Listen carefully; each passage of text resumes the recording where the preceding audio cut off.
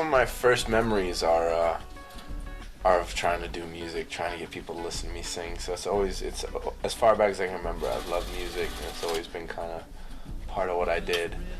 I started doing theater when I was like 9, like musical theater. Got a guitar soon after. Was playing guitar from the age of about 10 or 11, and then just basically always been performing for people one way or another, acting or singing, or I just love music really though. How I got to beatboxing so much, and basically a lot of time in the woods in America, just basically none of our parents ever went away during high school, so we had to party in the woods, and just a lot of beatboxing, playing acoustic guitar, beatboxing, and then singing songs. And I knew, I learned all the Led Zeppelin and the Beatles and all that stuff, but my boys wanted to hear Wu-Tang and Tribe, Gravediggers and Biggie Smalls and Nas, So I used to just play acoustic chords and sing the raps I knew over that. And so that kind of how the style developed, just basically, just trying to do versions of all the songs I love from all the people who are masters to me. So that's why I consider it folk music, even though it's kind of hip hop, kind of reggae, is because it's just kind of in that tradition of varying different styles to your own liking.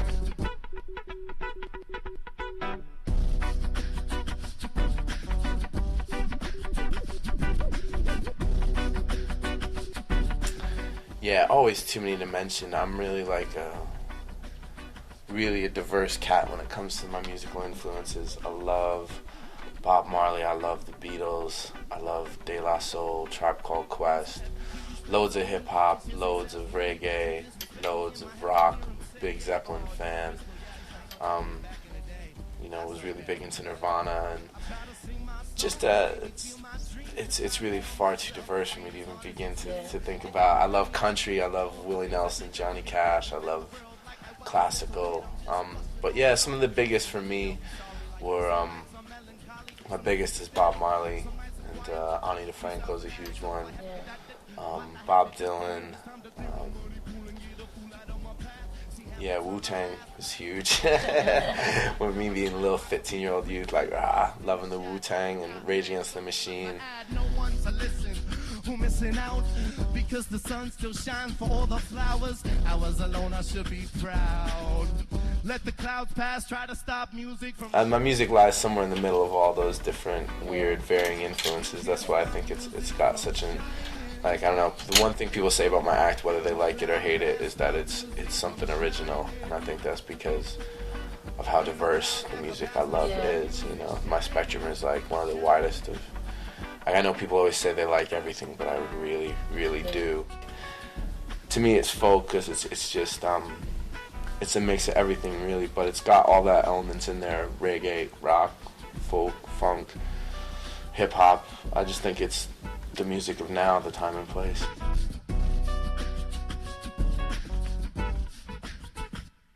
Because I'm sick of. Yeah, I thought about it. I used to play with a band, but it's just the thing I wrote a poem about once is that I just wanted to cross the street. It's so much quicker to get across the street by yourself. It's basically I had places, destinations I wanted to get to, and people weren't equally motivated to get to the same destination as me, so didn't have the same destination in mind or whatever it was. It was just me. I just really value my freedom and independence. So I'm a one-man band because it's easier to get around that way and be free.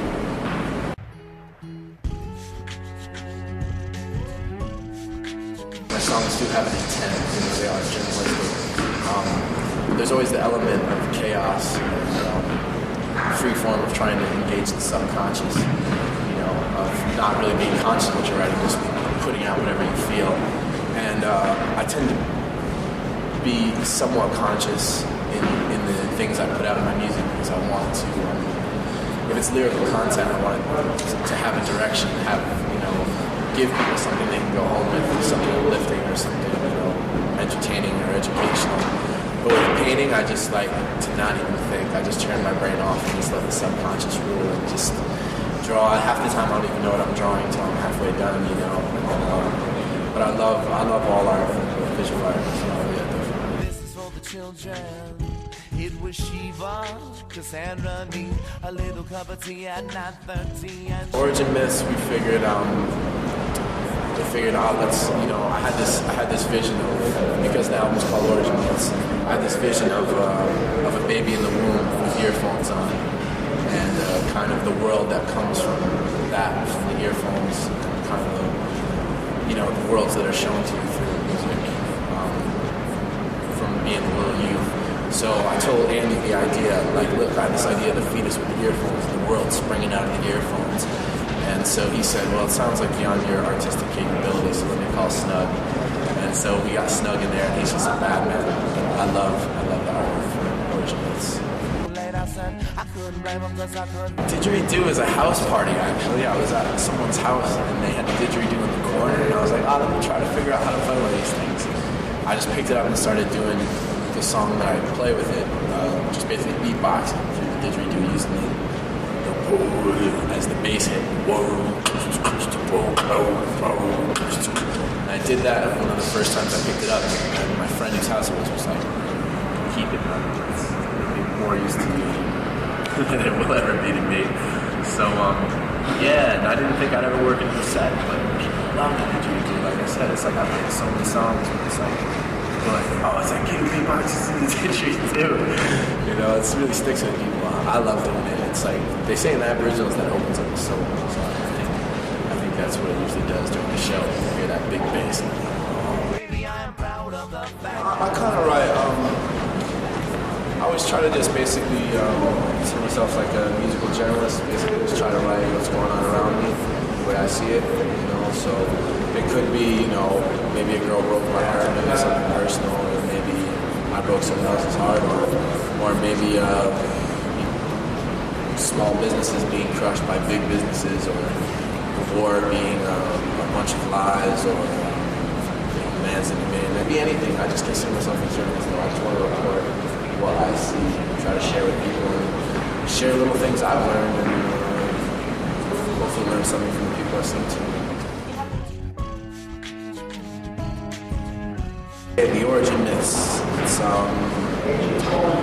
an album just all about the origin of me. Like I said, I try to tell personal stories and hopefully other people can relate to them. So yeah, the album is about, it's 6 tracks. You know, the first one is the Origin Myth, the title track, which is about me listening to tunes on the youth. Then there's like, you know, The Grass Will Overcome, which is about, it's basically a mix of what I said, basically personal stories that kind of have greater implications. Basically, that's what I hope to do, is write simple stories about myself, and hopefully you see yourself in there, you know, like you relate to a sentiment I'm feeling, or the way I reacted to some feelings in my environment. I'm straight loving you. Emerson has this saying that no eagle flies too high if he flies on his own wings. I've always kind of felt that's kind of how I feel about my music. As far as the tunes can take me, is my goal as an artist is to reach as many people as I can, basically. And but as long as I can, you know, get enough for some rice and beans and a warm roof, you know, roof over my head, and stay warm, and you know, if I got food, shelter, and music, those are my necessities, you know. So yeah, basically as far as I can go with that, you know, and hopefully in a few years I'd like to see myself, you know, just doing what I'm doing now, but with bigger crowds, and you know, that's basically it. Just keep the crowds getting bigger.